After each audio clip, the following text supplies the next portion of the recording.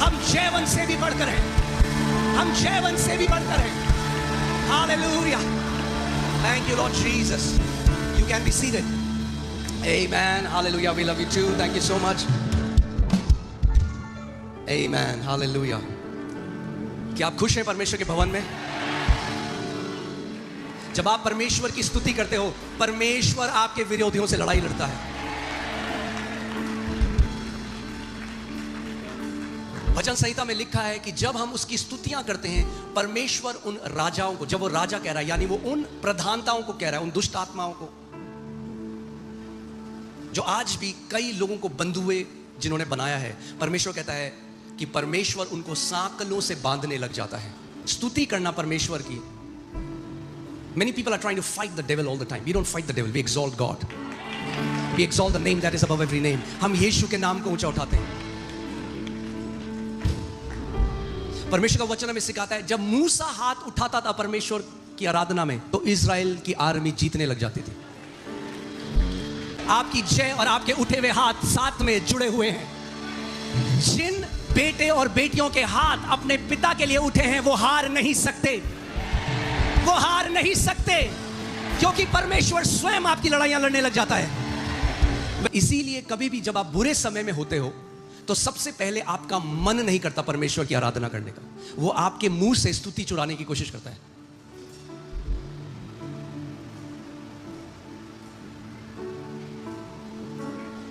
That's why in the Old Testament, where the scripture says, out of the mouth of babes, God has ordained strength, Jesus said it, out of the mouth of babes, God has ordained praise, because praise equals strength. स्तुति और बल। तो शैतान जानता है कि अगर मुझे इनको हराना है, मुझे इनके से बल लेना पड़ेगा, तो वो क्या करता है? आपकी स्तुतियां चुराने की कोशिश करता है। That's why the best time to praise God is when you feel the least to praise Him. इसीलिए सबसे अच्छा समय परमेश्वर की स्तुति करने का वो है जब आपका सबसे कम मन कर रहा है उसकी स्तुति करने का। Amen. Hallelujah. जो परमेश्वर से जन्मे हैं उनकी कोई हार नहीं, जो परमेश्वर से उत्पन्न हुए हैं उनके लिए कोई पराजय नहीं है, क्योंकि वचन कहता है वे जयवंत से भी बढ़कर हैं। बोलो, मैं जयवंत से बढ़कर हूं। ऐसे बोलो जैसे सच में मानते हो, बोलो मैं जयवंत से भी बढ़कर हूं, क्योंकि मैं मसीह से उत्पन्न हुआ हूं। आमीन। हम किसी धर्म में नहीं जिसका नाम ईसाईयत है। We are the sons of God. For as many as received him, to them he gave the right to become the children of God, who are not born of flesh and blood, who are not born of the will of man, but those who are born of God. क्योंकि जितनों ने उसे ग्रहण किया, उसने उन्हें परमेश्वर की संतान होने का अधिकार दिया। वे ना तो मांस से, ना लहू से, ना मनुष्य की इच्छा से, मगर वो पीढ़ी, वो लोग जो परमेश्वर से उत्पन्न हुए हैं। हालेलुया, आमीन। यीशु मसीह हमें धर्म का जो सिस्टम है, जो धर्म के रीति रिवाज थे, उससे स्वतंत्र करने के लिए आया। और हमने क्या किया? उसकी शिक्षा को वापस एक धर्म में बनाकर और फिर अंदर फंस गए। अरे धर्म से ही तो आजाद करने के लिए वो हमें आया था। वचन कहता है जिसको पुत्र ने आजाद किया है वो सच में आजाद है। इसीलिए मैं बार बार कहता हूं, हम ईसाई नहीं, हम वो लोग हैं जिसे पुत्र ने स्वतंत्र किया है हर एक धार्मिक बंधन से। आमीन। So हम लोग ये सीरीज कर रहे हैं, we are continuing this series called Sons of God, and it's going to be so much fun today. Amen. तैयार हो आप? बहुत मजा आने वाला है जब आप इस बात को समझ जाओगे। ओके, आइए हम लोग प्रार्थना करते हैं। परमेश्वर पिता, हम आपके अनुग्रह के सिंहासन के पास प्रभु यीशु मसीह के नाम में आते हैं, उसके लहू से धुले हुए उस अधिकार में जो हमें दिया गया कि हम बिना डर, बिना भय के, हियाव के साथ आपके सामने आ सकें, क्योंकि हम जानते हैं जैसा वो है वैसे ही हम भी हैं। जैसा वो एक पुत्र है, जैसा मसीह एक पुत्र है, हम भी पुत्र हैं। और प्रभु हम ये भी जानते हैं तेरे वचन के द्वारा कि अब हम कभी भी ठुकराए नहीं जाएंगे, क्योंकि हमें मसीह में सदा के लिए ग्रहण किया गया है।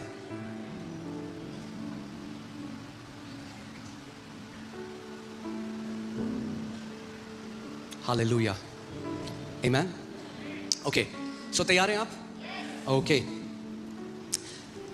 चलते हैं यूहन्ना 5, John 5, we'll read from verses 39. मगर इससे पहले अगर आपको याद है हम लोग क्या सीख रहे हैं कि कैसे हमारा जन्म कैसा हुआ. We are learning that we don't call God as Father as a title. हम परमेश्वर को एक शीर्षक की तरह पिता नहीं बुलाते. हमने उससे जन्म लिया है. ये हमारी क्या है? हमारी हकीकत है. This is a reality. We were born from him. We don't just call him Father just as a title. हम लोग केवल ऐसे ही उसको नहीं बुलाते, but we are born from him.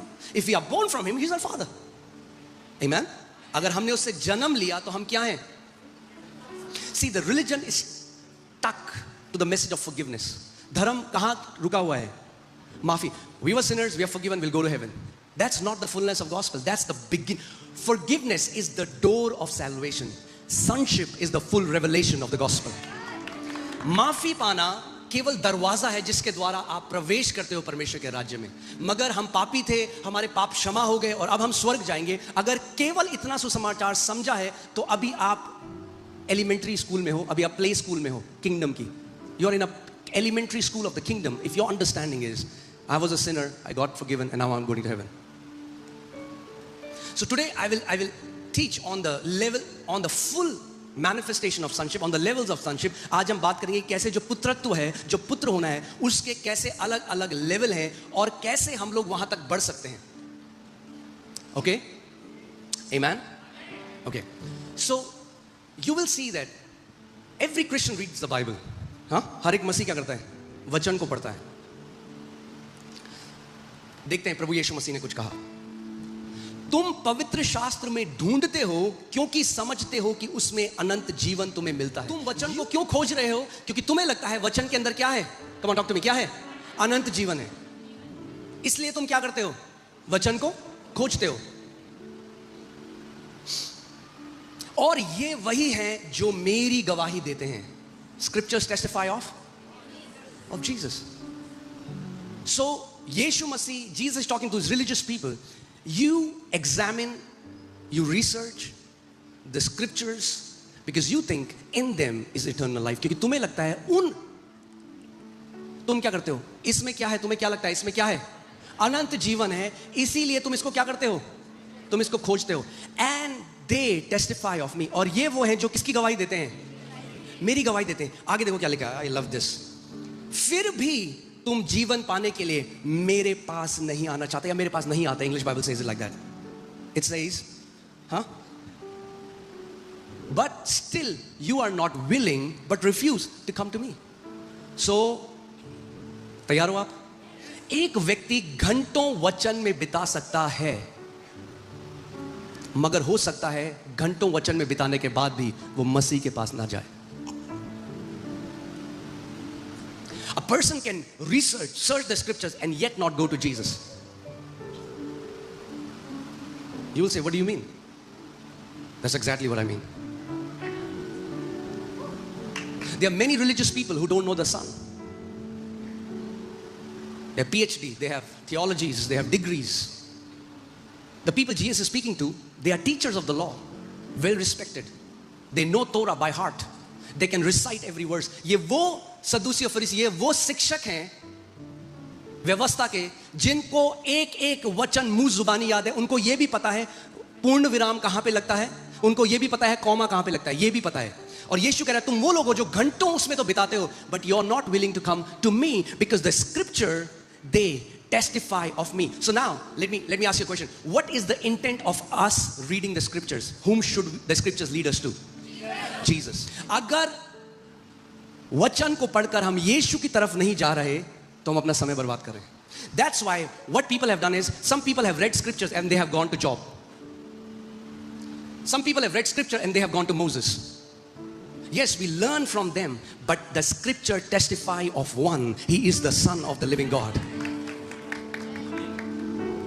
So if जब मैं वचन पढ़ूंगा और वचन मुझे आयूब की तरफ ले जाएगा तो मैं क्या करूंगा? फिर मैं अपने जीवन को कैसे वैलिडेट करूंगा? मैं अपने जीवन पर क्या करूंगा? अरे आयूब के साथ भी तो होता था, तो मेरे साथ भी हो रहा है, तो क्या बड़ी बात है.